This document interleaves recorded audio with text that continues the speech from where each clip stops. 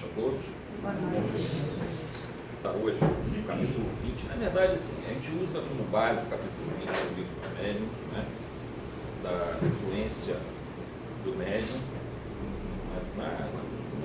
no fenômeno mediúnico em si. Mas a gente expande aqui também para muitos dos ensinamentos que a gente pega em cima das obras de André Luiz, Manuel Filomeno, que tem sido assim, além de muitos outros instrutores, né, que nos tem trazido uma visão bem abrangente disso. Para nós falarmos da influência do médium, e o nosso objetivo aqui, depois mais ao final, a gente vai começar com mediunidade ostensiva, mas mais ao final o nosso objetivo é trazer isso mais para o nosso dia a dia, dentro de um plano de mediunidade intuitiva, né? Que não é essa tão ostensiva, mas é que fora dos trabalhadores da casa, que são médios ostensivos, essa mediunidade intuitiva, ela também será guiada muito terá uma influência e será guiada pela maneira como a gente conduz o nosso comportamento. Mas vamos começar então dentro da mediunidade ostensiva, tá? A mediunidade é uma coisa bem complexa, bem difícil da gente entender. Por mais que a gente leia, que a gente estude, desde o livro dos médiuns até todas as obras que vieram depois, o que nós conseguimos é ir cada vez mais aprimorando um pouquinho a nossa visão. Então, dentro do que a gente conseguiu até agora, dentro dessa melhoria um pouco da nossa visão sobre mediunidade, nós vamos tratar o seguinte aqui. O que é a mediunidade? Primeiro ponto, antes da gente falar da influência do médium. Em se tratando de mediunidade ostensiva, o médium é aquele, por uma razão que nós vamos explicar daqui a pouco, durante o transe mediúnico, ele vive dois mundos. Ele vive o mundo terreno, o mundo corpóreo, e ele vive o mundo astral. Ele está em dois mundos ao mesmo tempo. Um médium transe, digamos, se o processo for de vidência, ele vê espíritos e vê encarnados, e muitas vezes não consegue discernir um do outro. Ele ouve vozes, algumas serão de encarnados, outras serão de desencarnados, e às vezes ele tem dificuldade também para a mesma separação. Então o médium no transe mediúnico, ele está numa situação em que ele está vivenciando dois mundos ao mesmo tempo. Ele vivencia o mundo corpóreo e vivencia o mundo astral. E capta as informações desses dois planos. E isso acontece com a gente mais do que nós imaginamos, mesmo dentro da intuição, tá, gente? Mas vamos voltar aqui para a nossa mediunidade ostensiva. Tecnicamente falando, uma mesa mediúnica. E nós temos vários médiums de psicografia ou psicofonia em torno dessa mesa. Qual vai ser a sequência desse processo? Primeiramente, a gente tem que entender o seguinte: mediunidade, ela está profundamente ligada às propriedades do perispírito. Todo fenômeno mediúnico, para ele ser compreendido, você tem que compreender bem como funcionam as propriedades do perispírito. A gente sabe que o perispírito, ele é uma condensação, uma concentração do fluido universal em torno de um foco inteligente que é o espírito. O espírito por si só, ele não tem uma forma. Digamos, como é que a gente definiria essa centelha divina que formou o princípio espiritual e chegou até a nossa condição de espíritos, de um self espiritual? Não há uma forma, não há um local que você diga, o espírito está nesse ponto. Não, o espírito se irradia, o pensamento se irradia, o espírito se confunde com o seu próprio pensamento, com o ato de pensar. Então, o espírito por si só, ele é um foco.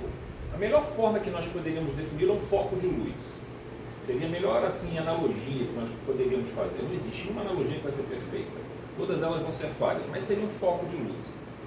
Esse foco de luz tem a propriedade de atuar sobre o fluido universal que compõe tudo no nosso universo astral ou material é composto por variações do fluido universal, conforme está lá no livro dos Espíritos. Então, o que esse foco inteligente vai fazer? Ele vai atuar sobre esse fluido universal, condensá-lo em torno dele, formando então o seu corpo espiritual. A esse corpo espiritual nós vamos chamar perispírito. E ele vai ter inúmeras propriedades e também muitas variações. O corpo espiritual é um corpo de energia, na verdade. Energia sutil, mas é uma forma de energia. Diferentemente do espírito, que é somente abstração, pensamento. É real, mas é pensamento. Já o corpo espiritual eu consigo limitar ele mais ou menos, digamos, o nosso corpo físico, expandindo-se um pouquinho além da nossa pele, alguns centímetros, está o nosso perispírito. Ele engloba todas as células do nosso corpo, mas ele também vai um pouquinho além. Tá? Ele não fica dentro do corpo, o perispírito fica um pouquinho além do corpo. O corpo é que está dentro do perispírito, tá? Tem englobado pelo perispírito. Aqui você tem uma forma. A forma de um perispírito, beleza. Aí você conseguiu agora definir o espírito a partir de uma forma, porque ele conseguiu estabelecer então o seu perispírito, o seu corpo espiritual. E a gente, no caso, na forma humana, encarnados, nós observamos então claramente essa formatação de dois braços, duas pernas, cabeça, tronco e tal. Quando desencarna, ele, por uma questão de, vamos dizer assim, de uma recorrência de mnemônico, da memória, né, ele mantém aquela mesma forma que ele tinha quando encarnado, né, sofrendo alterações, como nós vemos dentro da literatura espírita, dependendo de certas situações. Por exemplo, um espírito muito dementado, que entra num estado de perturbação muito grande, ele pode deformar o seu perispírito. Mas esses são outros casos que a gente não vai entrar aqui hoje nessa questão. O que importa para a gente é isso. Nós temos então esse perispírito, ele se expande levemente além do nosso corpo físico. E ele tem inúmeras propriedades, por exemplo, de concentração maior ou menor de energia, de se expandir, de se retrair da sua luminosidade, que significa a frequência que esse campo de energia, que esse perispírito vibra. Então o médium está lá sentado. O seu perispírito está se expandindo um pouquinho além do corpo físico. Agora começa o processo do transe mediúnico. Duas coisas aqui vão acontecer. Primeiro, uma expansão perispirítica. O que quer dizer isso? Pela concentração do médium, ele começa agora, e nós também, quando estamos, por exemplo, em estado de oração, ou meditação profunda, ou em estado de concentração profunda em questões metafísicas, espirituais, um pensamento elevado a Deus com muita intensidade, nós tendemos a fazer uma expansão perispirítica. O que quer dizer isso? Nosso perispírito está irradiando um pouco de sua energia, além desses poucos centímetros que caracterizam o estado de um pensamento normal. Você começa a expandir fazer essa expansão, isso vai formar o que nós chamamos de aura. Na verdade, nós temos a aura de qualquer forma, só que agora ela está mais expandida, por conta desse pensamento focado, centrado. Ora, imagina só, a Ana Clara está aqui, ela é médium, está psicografando. Começou uma expansão perispirítica aqui. O campo áurico dela está se expandindo. Eu sou um desencarnado. Eu me aproximo da Ana Clara. Quando o meu campo áurico encosta no dela, ela tem a percepção que eu estou tendo, começa a ter a percepção que eu estou passando para ela, e eu começo a ter a percepção dela. Vejam, o processo mediúnico é um processo de mão dupla. O espírito é influenciado, inclusive é um tratamento que se utiliza muito, o choque anímico, que pega o elemento anímico do médium encarnado, o fluido vital, para poder tratar o espírito, e o espírito tenta passar as suas ideias para que a Ana Clara coloque no papel o fato, utilizando a psicofonia. Esse é o primeiro ponto que acontece. Só que isso ainda não é suficiente. Apenas a expansão perispirítica, o aumento do campo áurico, ainda não é o suficiente, apesar de já ser uma condição que propicia para nós, que não somos, para quem não é médium extensivo, se você está com o seu perispírito irradiando e expandido, você está mais sensível a captar vibrações do ambiente, ainda que você não seja um médium extensivo, você não vai lembrar exatamente, mas você vai começar a ter sensações, percepções, que nós vamos chamar extrasensoriais, porque elas não são percepções nem da pele, nem do tato, nem do ouvido, nem do gosto, do paladar, nem do cheiro, do olfato, nem da visão. Ela é uma percepção de um sexto sentido, vamos dizer assim. Então ela é extrasensorial a partir além dos 5 sentidos. O que é preciso então agora para a gente fechar esse ciclo e permitir que a Ana Clara consiga anotar as informações ou falar as informações que eu estou tentando passar para ela. Precisa ocorrer um leve desdobramento ou um desdobramento completo da Ana Clara. Não precisa ser completo. Quando a mediunidade quando você entra num transe, digamos assim, completo, pode ocorrer um desdobramento completo. Nós temos narrativas em André Luiz, onde uma médium, por exemplo, ela fica totalmente ao lado do corpo dela, e o espírito vem e ela controla totalmente aquela... um espírito, inclusive, bastante revoltado, e ela mantém total controle sobre ele, ela está lúcida no desdobramento. Mas isso é raro, esse processo é mais raro. Em geral, o que acontece é um leve desdobramento. Por que precisa ocorrer esse desdobramento? Para que o espírito consiga perceber o que está acontecendo no plano astral. Lembra que nós falamos que o médium, no transe, ele está vivendo em dois mundos? Ele está vivendo no mundo astral ao mesmo tempo, está vivendo no mundo material, está vivendo nos dois mundos simultaneamente. Nós, nesse momento em que não estamos num processo de mediunidade ostensiva, nós estamos no mundo corpóreo. E, eventualmente, nós podemos ter alguma percepção extrasensorial. Alguém pode sentir um calafrio, alguém pode sentir uma sensação de paz, outros podem ouvir uma voz, podem ver algumas luzes. São leves percepções extrasensoriais, mas nós não vamos chamar isso ainda de uma mediunidade ostensiva. Não é um transe efetivo com a mediunidade. Mas o que nos interessa nesse momento é falar da mediunidade ostensiva. Então a Ana Clara precisa se desdobrar, não precisa chegar até aqui. Basta que o perispírito dela se desacople um pouquinho do corpo físico, um pouquinho que seja. Isso já dá condição para que ela esteja em contato com o plano espiritual. Juntando esse fenômeno de expansão perispirítica, de ampliação do campo alvo, ela consegue então agora entrar em contato com espíritos. E esse processo, vejam, há uma coisa importante aqui. O caráter, digamos assim, moral do médium, ele determina o tipo de companhias espirituais que ele vai ter, a natureza dos seus mentores, o controle que ele tem sobre o processo, a característica da sua missão, mas ele não é determinante para o fenômeno mediúnico. Se você falar no livro dos médiuns, capítulo 20, olhar da influência do médium, a mediunidade não está radicada na moral do médium, ela está radicada como fenômeno só, ela está radicada no organismo do médium, ou seja, essa possibilidade de expansão perispirítica e de sair do corpo um pouquinho, que seja, é uma propriedade que tem características até vamos dizer, neuroquímicas, de ativação e desativação de determinadas áreas do cérebro para que o transe possa acontecer.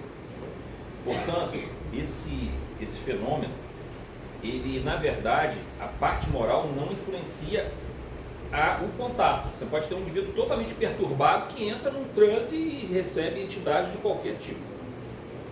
O que acontece é que esse indivíduo está provavelmente obsidiado, se ele for um indivíduo perturbado, porque ele não consegue controlar a mediunidade dele, não tem controle sobre ela, não tem controle sobre os espíritos que se aproximam. Então, é importante a gente ter em mente o seguinte, que a gente pode achar que um médium que recebe espíritos sofredores, seja na psicografia, seja principalmente na psicofonia, ele é um médium que tem, digamos, sintonia com esses espíritos. Então o médium também é problemático, né? Esse médium é problemático para poder receber espírito. Não tem nada a ver uma coisa com a outra. Tá? Você vai pegar Divaldo, recebe espírito sofredor, como recebe Jonas de Anjos, no Manuel Filomeno ou Bezerra de Menezes. Você vai pegar Chico, da mesma forma que ele recebia um espírito sofredor, que acabou de se acidentar, que estava todo perturbado, ele recebia Emmanuel, recebia André Luiz, recebia espíritos, tudo que era poeta que desencarnou no Brasil, ele recebia. Então, assim, não é essa a questão. A moral do médium, ela não estabelece o tipo de espírito que vai se comunicar. Ela estabelece o tipo de espírito que vai te influenciar. A influência que recebemos, os mentores que trazemos junto conosco, a natureza do nosso trabalho seguia pela moral do médium, pelo comportamento do médium. A mediunidade em si, não. Então, é só tomar esse cuidado, porque senão a gente fica achando, mas fala-se sintonia, dá a impressão que um espírito sofredor só pode se comunicar com um médium sofredor, vamos dizer assim. E não é essa a questão da mediunidade. A passividade que nós vamos dar dentro do processo mediúnico, o desejo de deixar que o espírito se comunique, ele é suficiente nesse processo para que qualquer entidade possa se aproximar. Dentro de uma casa, espírita, esse processo é controlado. Na mesa mediúnica, os espíritos que se aproximam para a comunicação, eles são conduzidos. Existe, a casa espírita, além dela ter toda uma barreira protetora em torno dela, não entra qualquer entidade aqui dentro, só com permissão, e tem muitos desencarnados aqui hoje, mas eles entram todos com permissão. Na mesa mediúnica, quando você tem um trabalho, você tem um segundo nível ainda mais forte dessa permissão. Digamos que isso aqui seja a mesa mediúnica, com vários médicos aqui sentados, concentrados. Há uma energia, uma vibração em torno da mesa muito forte, e ali, para entrar ali, o espírito é conduzido dentro daquele processo. E o médium não oferece resistência a ele, mas ele não vai conseguir influenciar o médium, passando para o médium uma sensação ruim, por exemplo, ou ideias ruins, que vão permanecer na memória do médium. É muito importante nós termos isso em mente. Mediunidade de trabalho, de tarefa, o médium pode ser o mais evoluído que for, ele vai receber qualquer tipo de espírito que for necessário para se cumprir a tarefa. Já o médium pouco esclarecido, ele é dominado pelos médiums, pelos espíritos que se comunicam através dele. Esse é que é o grande problema. Por isso que, se um médium chega na casa espírita, ele está absolutamente desequilibrado, não tem como você colocar ele, como muitas casas fazem, tem que se desenvolver mediunidade. Não precisa desenvolver mediunidade de um indivíduo que já está com mediunidade, ele já tem a facilidade de entrar em transe. Não consegue ter o equilíbrio moral, psíquico e emocional para poder lidar com aquelas entidades. Ele tem que primeiro estudar, ouvir palestras, participar dos trabalhos, fazer caridade. Aí ele vai começar a se organizar psiquicamente, para aí depois ele poder sentar numa mesa mediúnica. Senão é um desastre absoluto. E infelizmente, nós vemos isso. Seria bom. Não sei se vai atrapalhar aí para o pessoal ouvir. Minha voz não é muito alta, mas se puder, é bom. Isso. Tem um calor danado. Estou vendo. Está dando para ver. Lúcio. Não, para baixo. Ligar. Pode jogar aí no máximo, não vai fazer barulho, né? Bom, gente, muito bem. Como é que entra a influência do médium dentro desse processo? Aí agora nós vamos passar para os trabalhos dentro de uma casa espírita, onde tem a tarefa mediúnica. Tá? Nós temos 3 formas pelos quais a tarefa mediúnica acontece. A primeira delas é essa que nós falamos, mas ela é a última de uma casa espírita. É a reunião de desobsessão. Eventualmente você pode ter uma reunião para desenvolvimento de mediunidade, e aí você vai receber mensagens variadas. Pode vir eventualmente do espírito sofredor, mas não necessariamente. E também não vai ser um espírito assim muito problemático para o tratamento, tá? É para treinamento do grupo e desenvolvimento da habilidade dos médiuns de começar a entrar em contato com o mundo espiritual. Mas o objetivo final da casa é o objetivo mais nobre de uma casa espírita. Não sei se também é muito correto falar isso, porque às vezes o objetivo mais nobre de uma casa espírita pode ser fazer caridade, levando conforto a muitas pessoas. É difícil dizer sobre essa forma, mas do ponto de vista espiritual, assim, bem tecnicamente falando, a reunião de desobsessão é a tarefa mais assim, difícil. Não falei mais importante, é mais difícil. Por quê?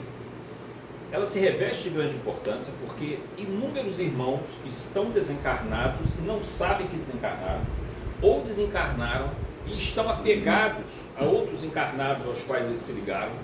Outros estão com um ódio tremendo daqueles que os assassinaram, que os prejudicaram em vida, e depois eles descobrem isso no plano espiritual. Então, assim, ajudar esses irmãos a encontrarem a paz é uma tarefa muito nobre, mas ela tem uma questão que é o seguinte: a casa espírita, ela também é atacada, interiormente e exteriormente. Tem essa proteção? Tem a proteção, mas a gente está, vamos dizer assim, metaforicamente falando, num campo de batalha. Você, quando vai a um campo de batalha lutar, você não pede uma carta de, digamos assim, de salvo-conduto, onde eu nunca posso ser acertado por nada. Não, cara, você está na seara do mestre, você está se expondo ao ataque de forças inferiores. Mas elas vão nos superar? Não, se nós soubermos nos manter firmes nessa tarefa, com a fé, com a confiança, com a prática do amor.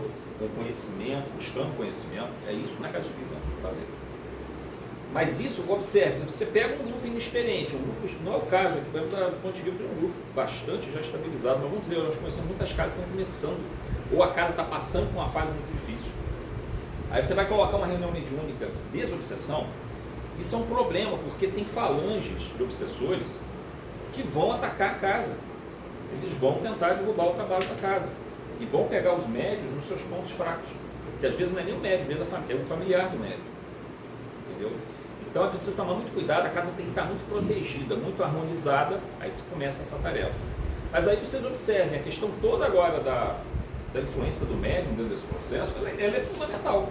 Porque, observem, nós falamos aqui que não tem problema você receber um espírito sofredor. O médium pode se sentir mal? Pode um pouco. É normal ter uma sensação desagradável quando o irmão que está sofrendo muito se aproxima. Não tem problema isso. Durante o transe não tem problema. Durante a reunião não tem problema. Pode sair daqui com problema. A gente fala muito isso na nossa casa, que a gente tem uma reunião às segundas-feiras, que ela não é propriamente uma reunião mediúnica, tá, gente? É uma reunião de estudo, mas nós temos um trabalho inicial onde a gente faz uma prece intercessória para muitos que mandam seus nomes, encarnados e desencarnados. E a gente vê lá, observa que é um tratamento de desencarnados muito grande que é feito. E eventualmente algumas das pessoas, porque assim, a nossa reunião é mista, ela funciona na internet, né, pelo Zoom, e funciona presencial. Para as pessoas que estão na casa, eventualmente aqueles que são mais sensíveis, eles entram, não vou dizer que entram em transe, mas eles conseguem perceber muito a dor do espírito que está ali. Em geral são espíritos que vêm realmente precisando de muita ajuda. E aí o que acontece? Alguns sentem um pouco mal na hora, sentem uma tontura, outros sentem frio, outros sentem dor. A sensação que o espírito está sentindo. Só que aí observe uma coisa, sabe o que eu falei? Que quando eu, como desencarnado, me aproximasse da Ana Clara, médium, psicógrafa, psicofônica, e entrasse no campo áurico dela, eu tomaria o choque anímico. Os elementos, os fluidos vitais da Ana Clara estão se expandindo nesse campo áurico dela. O espírito recebe esse choque anímico. E esse choque anímico é extremamente benéfico ao espírito. E o médium concentrado, focado, que está em oração, o campo áurico dele é um campo de luz.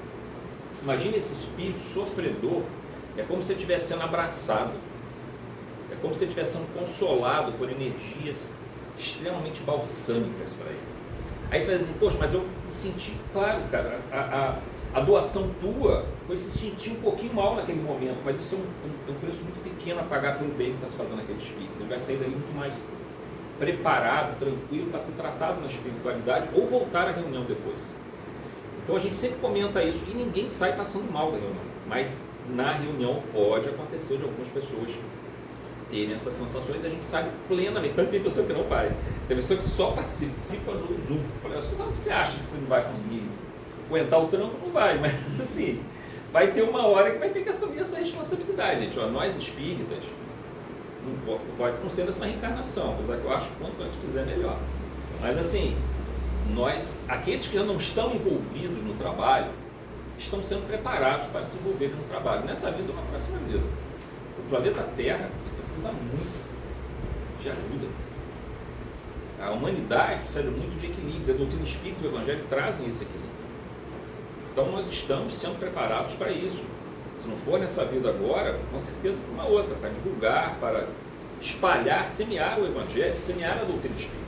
Assim como outras religiões também estão tendo seus preparos, tendo a forma da espiritualidade atuar junto a elas para que mudem certas concepções, certos dogmas, certos conceitos atrasados que já não satisfazem mais as necessidades da nossa época.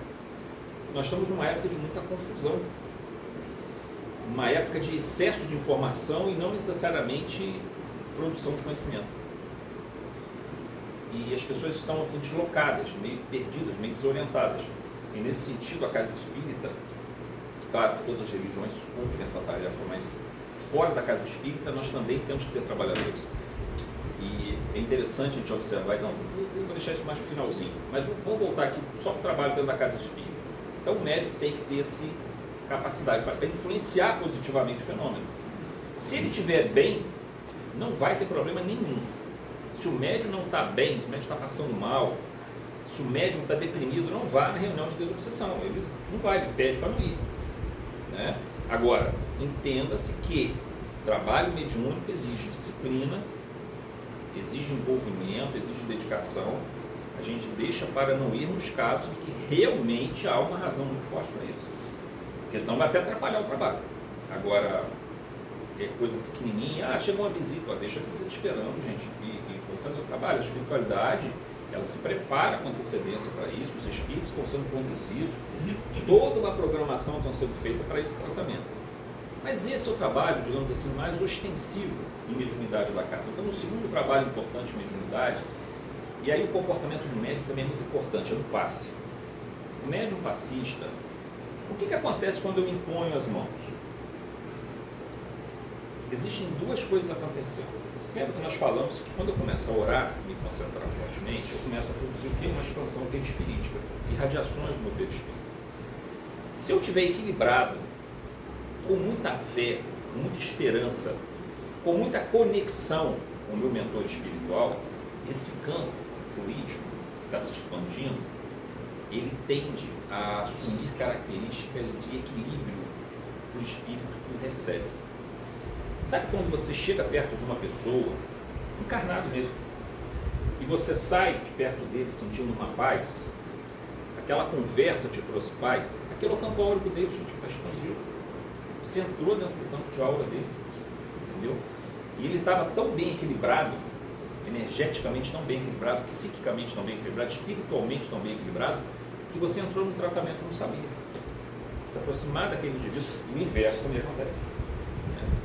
Indivíduo com pensamentos altamente negativos, vibrações muito densas, poderá te fazer mal se você não estiver bem equilibrado para suportar aquela carga. Né? Então, o que acontece no passe? Você está impondo as mãos. A questão da mão, gente, lógico, os fluidos saem muito pelas mãos, mas eles se expandem naturalmente também pelo próprio perispírito. Mas é que a gente precisa desse condicionamento e também a mão tem muita saída fluídica pela mão também. Agora, um segundo fenômeno acontecendo, nós estamos liberando fluido vital. É interessante isso, porque o nosso fluido vital tem um limite. A radiação perispirítica não, você pode fazer à vontade. O reequilíbrio, vamos dizer assim, uma transfusão fluídica para o fluido vital, e é muito importante o fluido vital, porque se você tiver um indivíduo obsidiado, ele está perdendo fluido vital para o obsessor, dependendo do tipo de obsessão. Ele está muito enfraquecido. E ele precisa do passe, por isso que o tratamento de obsessão sempre envolve o passe 2, 3 vezes por semana, porque você precisa recompor o campo energético do indivíduo. Precisa dispersar, né, os fluidos deletérios, recompor com mais fluido. Mas quando você recompõe, parte do seu fluido vital sai. Eu, por exemplo, lá no centro, eu não consigo aplicar mais do que 5, 6 passes. Tem pessoas que conseguem aplicar mais, né? Eu, quando chego no 5º, 6º passe, mais ou menos, dependendo das pessoas que receberam, eu começo a ficar esgotado. Aí começa uma dor desesperada no corpo, eu ainda consigo manter até o 7º, 6º, 7º passo, eu tenho que parar, não consigo manter. Aí você vai dizer assim, mas aí ocorre um esgotamento fluídico se você fizer isso constantemente, mas se você aplica o passe, algumas horas depois você já recompôs esse fluido vital, entendeu? Porque você absorve esse fluido vital da própria natureza. Só que você tem que tomar cuidado para não haver esgotamento fluídico. Agora, se você não está doando fluido vital, está doando só a expansão perispirítica, a irradiação perispiritual, não tem problema, isso aí é à vontade. Isso não tem um limite para isso. É o seu nível de concentração que vai ditar o processo. Por quanto tempo eu consigo me manter concentrado em oração? Porque o médium passista tem que se manter concentrado em oração. O que vai se exigir do médium passista? Concentração, vai se exigir oração, vai se exigir disciplina. Ele não pode ficar faltando, porque ele pode assim, vou hoje, aí na semana que vem tem um passe, eu não vou.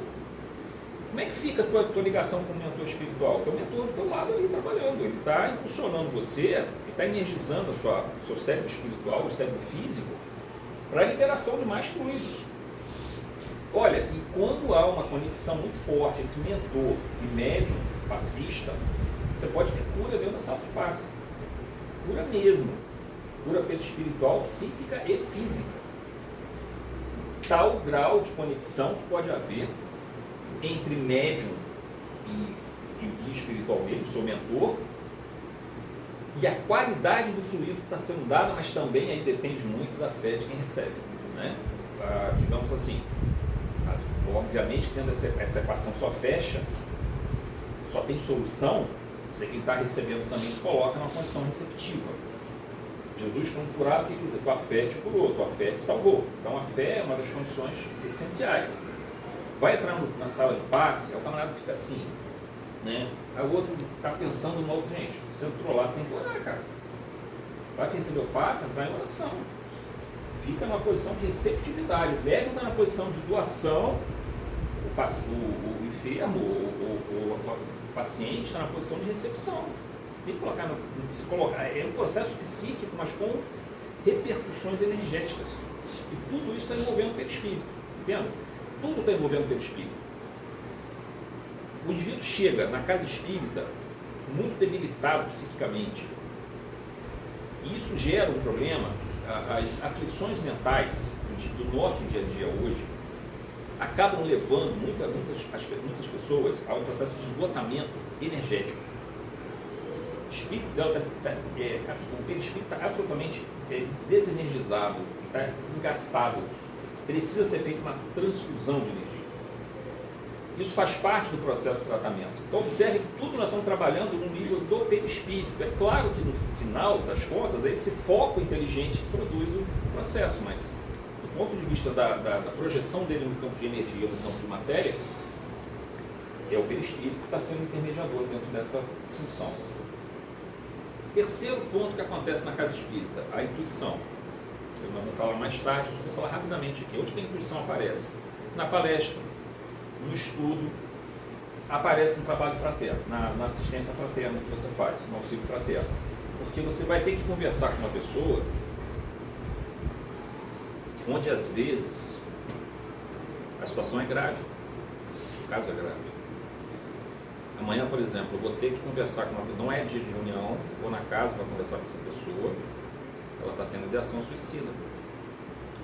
Isso é uma coisa muito séria, porque além do tratamento normal que ela vai ter que ter, um psicoterapeuta, um psiquiatra, ela vai ter que ter um tratamento espiritual. Quando você se coloca numa tarefa de conversar com uma pessoa e passar para ela orientações do ponto de vista espiritual, nós temos que estar muito bem incluídos. Mas para nós estarmos bem incluídos, há que se ter um comportamento do médium, é o grau da influência do médium dentro desse processo. Mesmo que não seja uma mediunidade ostensiva, porque não é o meu caso, eu não tenho mediunidade ostensiva, mas a intuição vem muito forte. E aí o que acontece? Você tem que estar muito vigilante, em oração, em vigilância. Eu costumo dizer que existe um tripé que caracteriza muito as nossas possibilidades de trabalho aqui na Terra, de evolução espiritual, independente de sermos espíritos ou não. Conhecimento, fé e o amor ao próximo. Esses são os três elementos fundamentais. Quando eu falo amor ao próximo, é extensivo, né? Amor a nós mesmos e amor a Deus também, né? Mas é o amor no seu sentido mais amplo, né? Que a forma mais assim, clara para a nossa maneira de expressar esse amor é através do próximo. E das pessoas que nos procuram, das pessoas que estão precisando de ajuda. Então, a nossa fé e nosso conhecimento. Como é que a gente trabalha a nossa fé? A gente vai falar disso mais tarde aqui, mas é basicamente a oração, a contemplação, a meditação, o conhecimento, a leitura edificante. A gente bate muito nessa tecla, por quê? O nosso dia tem 24 horas. Uma hora tem 60 minutos. Então, o nosso dia tem 1440 minutos. Quantos minutos a gente gasta numa oração por dia? Numa casa espírita, tudo bem. Você vai talvez receber o passe, você vai ficar ali uns 3, 4 minutos recebendo o passe. Teve a oração inicial, teve a oração final. Talvez você tenha feito uma oração em casa, mas vamos dizer que seja um dia que não tenha tarefa na casa espírita. Vamos dizer que a gente faça uma oração de 2 minutos, mais cedo, na hora de dormir. Veja, se eu fizesse 10 minutos, 2 orações por dia, 3 orações por dia, 10, 15 minutos, estamos falando de 1% do meu tempo. Eu, um espírito mortal, destinado à perfeição, todos nós. Temos 1.440 minutos, usamos apenas 1% deles para as nossas orações, ou seja, para a nossa conversa com o Criador, com Deus, com o sagrado, com o divino, com o transcendente. É muito pouco. Isso precisa ser trabalhado, né? Meditação, contemplação, oração e a leitura que vai trazendo os conhecimentos necessários. O médium, seja ele ostensivo, seja o médium intuitivo, ele tem que estar trabalhando o tempo todo o conhecimento espírita e evangélico e o conhecimento espiritualista também. Eu particularmente gosto muito de ler outras áreas também de conhecimento, mas é claro que o espiritismo é sempre o meu norte, né? Sempre onde eu busco ter as melhores referências.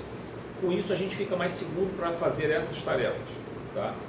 Aí nós entramos no outro ponto. Bom, influência do médium. Aí agora vamos no ponto que é muito importante ser trabalhado. Antes de nós entrarmos na última parte. Obsessão. Mediunidade e obsessão. A obsessão, gente, nada mais é do que uma mediunidade onde a influência do médium é totalmente desastrosa.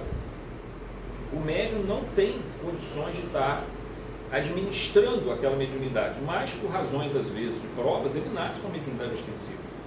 E um psiquismo, vamos dizer assim, cheio de dívidas, ou cheio de transtornos internos muito profundos. Nós costumamos dizer que esses transtornos intrapsíquicos, ou do psiquismo de profundidade, nós chamamos de sombra. Né, Nádia? A gente fala muito, usa muito lá no nosso estudo. Esse conceito de sombra, que é um conceito muito trabalhado na Joana de Ângeles. E quando esse conceito sombra vem à tona, na mediunidade, todos nós temos sombra, tá? Todos nós temos níveis variados de sombra. É um conceito junguiano também, né? Tal Gustavo Jung. Que a Joana trabalha muito bem esse conceito dentro do espiritismo. E ele, na verdade, nada mais é do que o conjunto de experiências traumáticas, experiências dolorosas, perdas, transgressões da lei divina que fizemos no passado. Está tudo guardadinho lá no nosso subconsciente, nós não trabalhamos isso. Poderíamos ter trabalhado, mas não trabalhamos, deixamos aquilo guardadinho, escondidinho, mas aquilo está tudo lá como sombra, uma pulsão vindo à tona. Quando ele chega no nível consciente, o que acontece? O consciente não consegue trabalhar com ele, até porque ele chega de uma maneira simbólica, que o mundo vai chamar de arquétipos. Quando ele chega no nível consciente, no ego nosso, ele gera uma coisa chamada neurose. A neurose é um conflito entre o ego e esses elementos subconsciente de profundidade. Aí você vai entrar em depressão, você vai ter síndrome do pânico, você vai ter ansiedade generalizada, você vai ter ideação suicida. Não quer dizer que seja só esse fator, existem outros fatores que desencadeiam isso, mas a sombra é um dos principais fatores desencadeadores disso. A falta de sentido para a vida, a falta de um sentido existencial, um vazio existencial, que é um termo que o Divaldo usa muito, trabalha muito, Joana também trabalha muito esses conceitos. Então, no médium, às vezes vai ter essa situação, ele nasce com provas muito difíceis, a mediunidade para ele é uma aprovação, não é uma mediunidade de trabalho, é para ele controlar aquilo e aprender a vivenciar e a refazer os passos passados, a mediunidade é o caminho. Por quê? Porque às vezes a ligação dele com as suas vítimas do passado, ou com seus comparsas do passado é tão forte, mas tão forte, que não consegue se desvincular. E já criança, ele é o objeto já de ação desses espíritos, porque eles estão muito conectados. Mas é claro que esses são casos, essas são situações que não nos interessam tanto aqui hoje. O que é mais interessante que nós falamos aqui hoje é o seguinte: é um médium que está indo bem, está fazendo a sua tarefa, mas aí ele começa a perder o rumo, ou não trabalha adequadamente o seu comportamento e começa a dar brechas. Um dos fatores principais é o orgulho e a vaidade. Esse talvez seja o maior inimigo do médium. Quando ele começa a receber grandes comunicações, quando começa a realizar grandes tarefas, sim, porque você está fazendo um trabalho importante para a luz. Mas se você começa a se orgulhar demais disso, começa a se envaidecer disso, começa a receber elogios, começa a trabalhar isso como um potencial de orgulho e de vaidade, é queda na certa. O médium que não faz caridade é um outro problema também. Porque, veja, o médium recebe mediunidade para fazer o bem ao próximo, mas para também fazer bem a si mesmo. É o processo de transformação dele, é exigido muito do médium. Exigido muito por quê? Porque se ele se mantém em vigilância, né, Já nós, às vezes, em vigilância, nós podemos ainda suportar durante algum tempo uma influência espiritual. Se bem que também, com o passar do tempo, vão sendo também levados na mesma situação. O médium é mais rápido. O médium extensivo, o espírito está ali, ó, do lado dele, esperando o momento de transe, o momento onde ele tem essa leve desdobramento para e aí começa o processo obsessivo ali, primeiro com uma obsessão simples, ela vai evoluindo nesse grau. Kardec define esses 3 termos para a mesa mediúnica, mas isso é aplicável, tá, gente, a toda fenomenologia mediúnica, na mesa ou fora da mesa. É o seguinte, você tem 3 tipos de obsessões, mas na verdade esses 3 tipos básicos, eles na verdade tem vários subníveis aí, tá? Níveis intermediários entre eles. E a gente estudando muita obra de Manuel Filomeno, de André Luiz, a gente vê muitas dessas outras variações. Palestras também, a gente consegue ouvir, palestra de Divaldo, por exemplo, Divaldo trabalha muito o termo telementalização. O que é telementalização? É uma ação à distância do espírito, agindo o tempo todo na mente daquele indivíduo ali. Ele acaba encontrando uma brecha em um dado momento. É um tipo de mediunidade bem específico, o vampirismo. É um tipo de mediunidade onde ocorre uma sucção muito grande do fluido vital, perda fluídica, perda do fluido do perispírito do corpo físico pelo médium. Mas em termos gerais, assim, Kardec define bem 3 grupos importantes de obsessão. A obsessão simples, a fascinação e a subjugação. O que é obsessão simples? É aquela obsessão, gente, que começa, vamos dizer, na mesa mediúnica. O que é obsessão simples? Você está lá psicografando. Digamos que seja uma reunião de desenvolvimento mediúnico, tá? Você está lá psicografando. Daqui a pouco vem uma mensagem totalmente estranha. Aí todo mundo vai ler as mensagens e tal, ou então o dirigente daquela reunião vai ler a mensagem. Isso aqui é totalmente doutrinário e tal. Vai conversar com o médium, né? E aí, imagina agora se o médium não aceita, começa a não aceitar aquilo. Não, isso aqui não está certo, essa mensagem está certa, isso aqui fulano, olha só quem assinou. Aí bota um nome imponente lá, né, pomposo e tal. Gente, a gente tem que tomar um certo cuidado com isso, que aí há 2 coisas que nós precisamos observar. A maneira que o grupo envolve o médium, como o dirigente conversa com o médium, e a maneira como o médium reage. Não se pode ser duro demais com o médium que está iniciando a sua tarefa. Ele vai receber influências anímicas, ou que nós vamos chamar de animismo, ou influências de espíritos menos esclarecidos. É normal, é natural que seja assim. É melhor que ele tenha esse contato no início do seu trabalho dentro de uma reunião de desenvolvimento, que quando estiver lá numa reunião de desobsessão, que vai ser muito mais problemático. Então, se tem que acontecer uma influência dessa, que aconteça no início, para ele aprender a lidar com e conhecer as energias com que estão se aproximando dele. Então, a obsessão simples não tem problema nenhum, ela é fácil, é só o médium entender que ele está sujeito a ela, até como uma prova, como uma forma de teste que é feito, né? E no dia a dia, como é que seria para nós a mediunidade, a obsessão simples? O camarada vai lá no botequim, vai tomar a bebidinha dele. No momento que você bebe, já tem 2 problemas aí. Primeiro, está cheio de espírito desencarnado, viciado em álcool, ou em droga, ou o que for. Viciado em álcool, um monte de espíritos. Mas viciado em álcool, psiquicamente viciado em álcool. Ele desencarnou dentro do vício. Ele mantém a necessidade do vício, mas ele não consegue beber. Então o que ele faz? Se liga ao indivíduo que é médium, que está bebendo, e que está tendo a sensação que o prazer que o álcool causa. Ele se liga a esse médium, e aí começa a obsessão simples.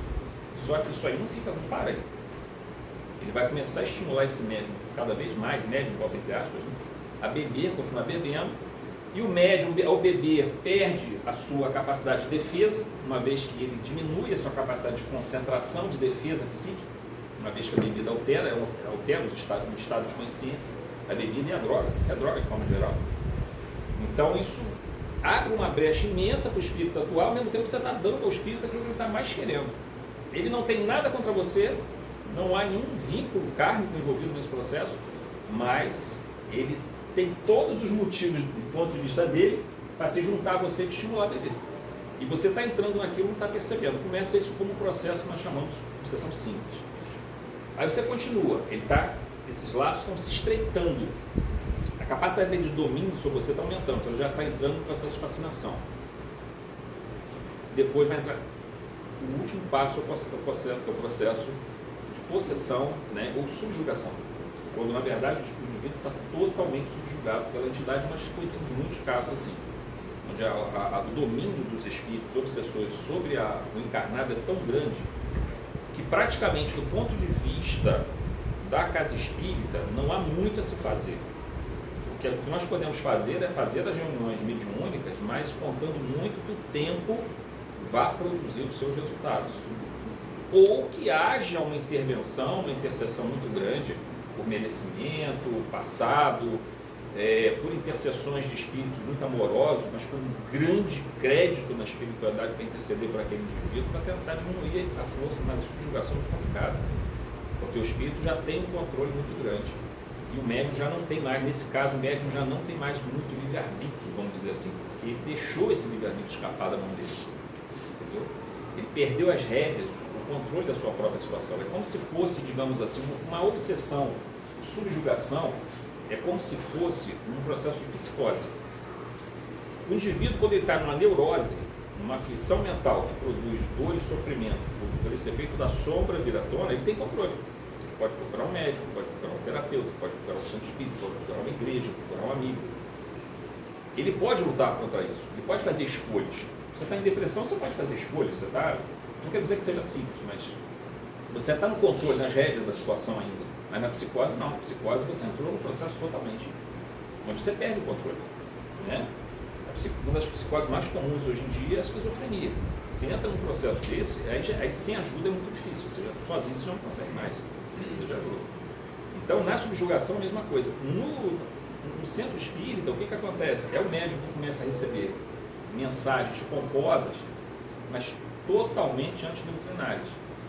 Aí o pessoal conversa com ele, ele não aceita, porque ele acha que ele já está meio que fascinado pela entidade, acaba saindo do centro, às vezes leva até outras pessoas com ele, e aí o caminho é a queda, né? Não tem muito o que fazer. Acontece muito isso também em mediunidade pura, você já deve ter vários casos do tipo, onde o médico começa com uma entidade médica que opera junto com ele, ou melhor, utiliza ele para realizar as cirurgias. O médium começa a entrar no processo de vaidade, de orgulho, de querer cobrar, e aí o desastre está pronto. E normalmente eles terminam com uma obsessão muito grave, a nível mesmo ou de fascinação completa ou até mesmo de subjugação. Tá? Mas aí agora a gente entra no ponto mais importante aqui para a gente finalizar, que é o seguinte: tudo que nós falamos até agora da influência do médium, a gente está tratando dentro da casa espírita, está tratando do médium ostensivo. Mas como é que a gente traz isso para a vida da gente? Nós falamos aqui que a mediunidade intuitiva, a mediunidade intuitiva, o que acontece, gente? Água mole em pedra dura, tanto bate até que fui. O médium ostensivo, o espírito chegou perto dele, ele entrou, está num transe por alguma razão, é rápido a conexão. Nós que não somos extensivos, não é tão rápido, mas ali a gotinha está batendo na água, está furando a pedra devagarzinho. E vai encontrar momentos que nós estamos muito fragilizados, estamos distraídos, estamos tristes, estamos agoniados. Por quê? Porque tem um mundo todo de espíritos em torno de nós, nesse mundo astral que nós estamos falando. Então, eles não estão lá no umbral, eles falam assim, está no umbral. Tá, tudo bem, tem umbral, tem regiões umbralinas, mas umbral aqui na Terra, gente. Umbral aqui na rua, entendeu? Porque o umbral é um estado mental. O estado de sofrimento, o estado de ódio, o estado de rancor, o estado de revolta, é um estado umbralino. O que é umbral? O que é aquelas estruturas do umbral, se não a projeção do pensamento daquelas entidades que eles se encontram no sofrimento? Elas projetam. Da mesma forma que a gente projeta o nosso corpo espiritual, como nós falamos, esse foco inteligente doente, um estado de doença psíquica, ele projeta todas aquelas formas distorcidas do fluido universal, formando aquelas estruturas todas no umbral. Mas essas estruturas estão na rua, estão nas nossas casas, se nós dermos bobeira. Se nós não tivermos o cuidado com a vigilância, com a oração, com manter um equilíbrio dentro do nosso lar, a gente escancara as portas da nossa casa para as entidades entrarem. Esse é um ponto. O outro ponto é que nós mesmos trazemos muita sombra muitos conflitos do passado, que vêm com muita força, muita intensidade. E o mundo de hoje é um mundo onde nós perdemos um pouco algumas coisas que faziam parte do passado. Não quero ser saudosista aqui não, tá, gente? Eu falo só que é só uma realidade que eu estou observando. Veja, se nós recuamos 100 anos atrás, não estou querendo dizer que era melhor 100 anos atrás, não. 100 anos atrás a gente sofria pra caramba por outros motivos, por outras coisas. Só estou querendo dizer que 100 anos atrás a gente tinha uma família em que a gente podia se apoiar, a gente tinha uma rede de amigos, a gente ficava normalmente na nossa cidade, dificilmente nós saímos de lá, poucas pessoas saíam das suas cidades, né? Você não tinha uma avalanche de informação muito grande, você tinha uma religião a qual você estava ligado, tudo ao inverso do que acontece agora. Então nós produzimos uma mudança muito grande no campo social, né, da cultura e tudo mais, mas não colocamos nada no lugar. Nos afastamos da religião, não colocamos nada no lugar. Nos afastamos da família e não colocamos nada no lugar. E esse é o grande problema.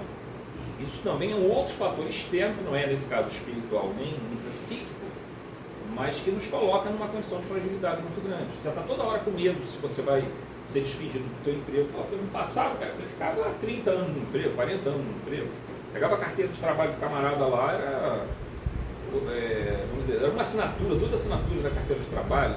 Hoje em dia, você está o tempo todo já saindo de um lugar, vai para outro, você vive num estresse constante. Tudo isso, o estresse constante, o estresse crônico, e não tem como não viver. Ainda mais aqui a gente ainda mora numa cidade menor, Vassouras, Barra do Piraí, daqui Barra já é bem menor que Vassouras, a gente ainda se livra um pouquinho desse estresse, mas assim, parte, tá? Porque a questão de emprego, dessas coisas todas, os problemas são os mesmos, tá?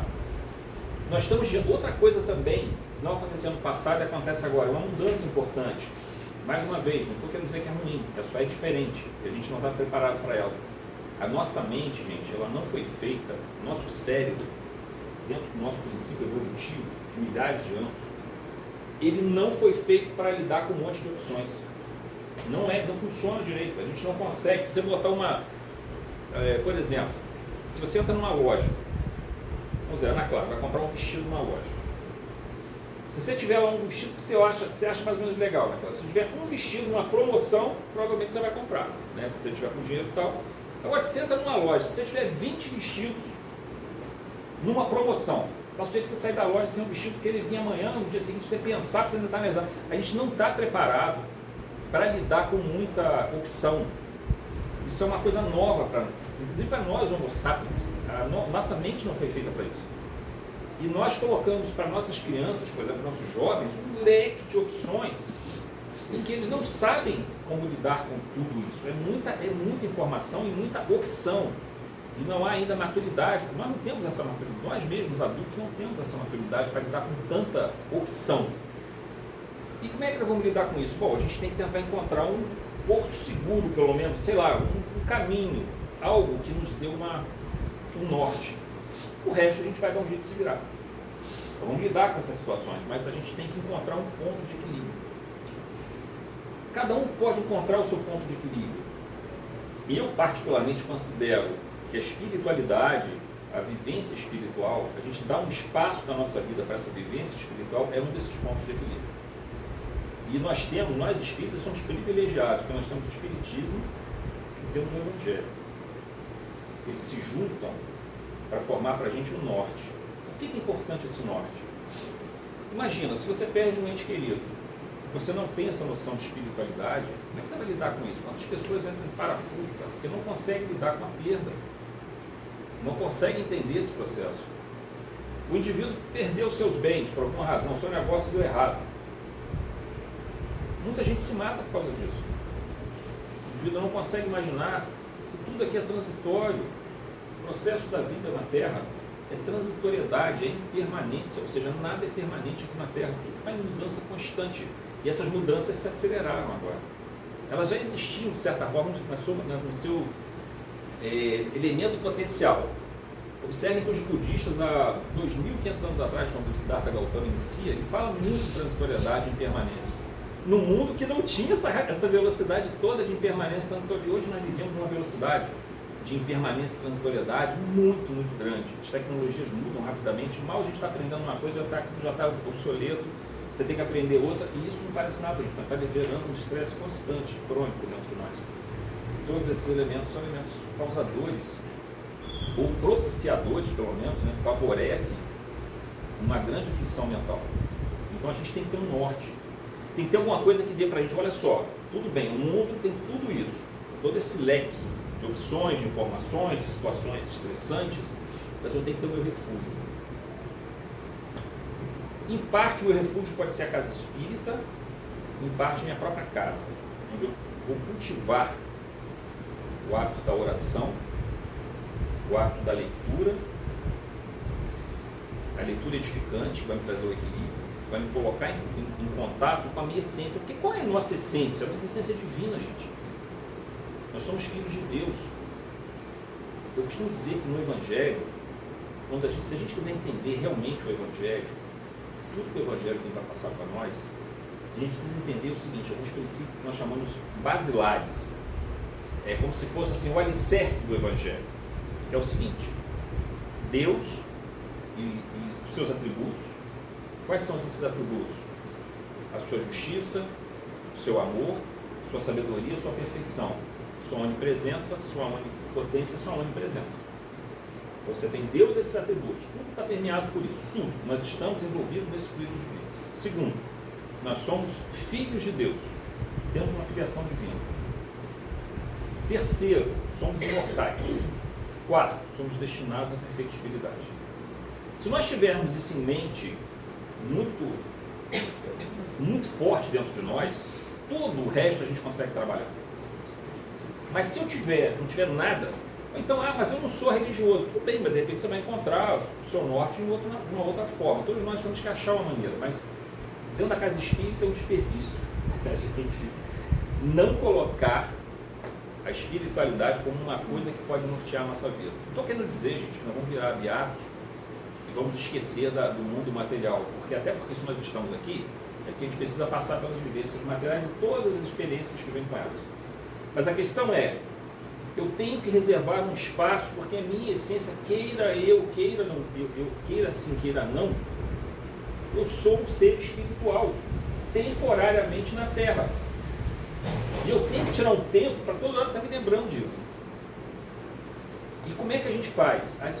Hoje, por exemplo, eu tinha fisioterapia, que estou com o pé aqui bastante complicado, eu tenho que chegar 8 horas no fisioterapeuta. Aí eu perdi o horário, mas você sabe o que acontece? A minha oração que eu faço mais cedo, eu sempre aconselho isso nas minhas palestras, que a gente faz. Não pode ser assim, cara, você vai chegar lá, acordou, aí você vai sentar na cadeira, 2 minutos, você fez 2 minutos, gente, 2 minutos, a gente falou que 1.440 minutos por dia, né? É 0,2%, gente. 0,2%, aí nem 1% a gente está fazendo de oração. Você tem que meditar, você tem que ler, você tem que... mas aí eu não vou me atrasar, então acorda mais cedo, né? Para poder... É 20, 30 minutos, gente, que eu faço de manhã cedo. Eu leio mais ou menos, pego 2 livros de leitura para fazer essa... Não é uma leitura de harmonização. Eu pego obras que trabalham mais o conceito de divindade. Você trabalhando bastante isso dentro da gente. Faz a sua meditação, faz uma meditação de atenção plena, né? Focar o presente, focar o agora, mexe com as mãos, imagina o teu corpo físico, o agora, você não ficar já pensando o que você vai fazer daqui a pouco quando você sair de casa. Você está ali aquele momento é teu, é totalmente teu. Para você poder se concentrar, se focar. Aí você vai conversar com Deus, você vai conversar com os bons espíritos, você vai conversar com Jesus. Você se preparou para isso. E quanto mais vezes você conseguir fazer isso durante o dia, melhor. O nosso mecanismo intuitivo, a nossa influência sobre o processo intuitivo, que aqui agora nos interessa, não a mediunidade ostensiva, apesar que vai também mais ainda para a mediunidade ostensiva, é que a gente também comece a se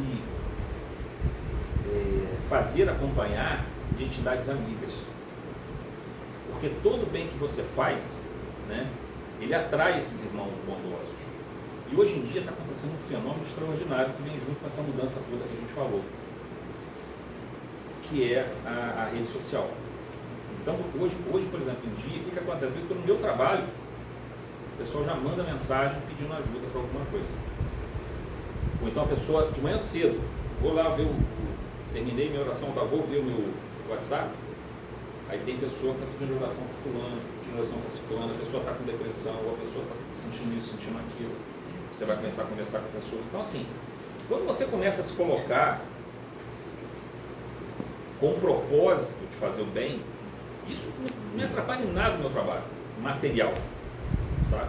Não me atrapalha em absolutamente nada. A gente só está tirando o momento que a gente fica fazendo bobagem, não fazendo nada, fica vendo videozinho, essas coisas, para canalizar isso para um tempo mais apropriado. E se a gente começa a fazer isso, a nossa intuição começa a ficar mais apurada. E as nossas companhias espirituais, elas sabem que podem contar conosco para essas situações. E nós só temos a ganhar com isso. Porque nós estamos ao mesmo tempo ajudando ao outro, mas ao mesmo tempo tudo que a gente ajuda ao outro, a gente é ajudado. Não que a gente vai ajudar com esse interesse, mas é inevitável. A lei de ação e reação é assim. Todo bem que você faz, volta para você. Eu costumo dizer que o universo conspira a nosso favor quando a gente faz o bem. Tudo que você joga de bem para o mundo vai jogar de bem para você. Seja no plano material, seja no plano astral. E a nossa vida tem que se guiar por um princípio norteador. Para mim, hoje, na minha vida, nem sempre foi assim, tá? Teve uma época da minha vida que eu achava que só a matéria me nortearia meus princípios. Tornei-me de tabaco. Perdi tudo que tinha. 15 anos de trabalho, jogado no lixo não, reciclado, porque na vida o processo transitório e de transitoriedade e impermanência, na verdade, nada mais é que uma reciclagem dos mecanismos e, na verdade, a busca dos princípios autênticos e verdadeiros. Hoje, para mim, tem minhas atribuições todas como pai de família, como esposo, como pai, como empregado de uma empresa, mas eu tenho agora uma responsabilidade que eu assumi muito, até porque eu estou com 59 anos, devo ter mais uns 20 aí para, né, que eu disse, mais ou menos, para realizar minhas tarefas, se Deus permitir, não sei, se Deus permitir. Então agora para mim eu tenho que correr quanto tempo, porque eu perdi muito tempo atrás. E há muita coisa a ser feita.